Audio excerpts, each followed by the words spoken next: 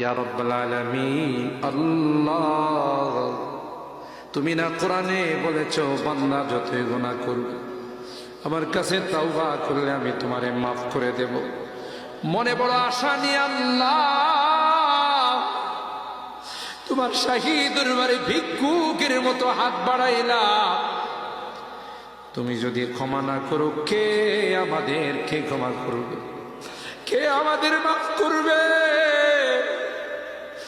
ভিক্ষুকে একজনের কাছে ভিক্ষা না পেলে আরেকজনের কাছে পায়।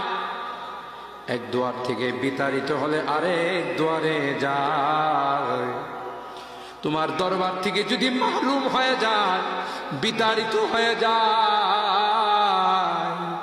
কার কাছে যাব? কে আমাদেরকে ক্ষমা করবে? মালিক রে, কাঙ্গালের মতো হাত বাড়াইলাম, তাওবা করতেছি, আর জীবনে কোনোদিন নামাজ ছাড়ব না, আর জীবনে কোনো গুনাহ করব না,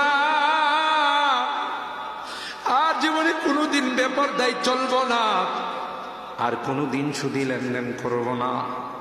কিয়ামতের কঠিন ময়দানে আমাদেরকে তুমি গুনাহগার বলে ডাক দিও না।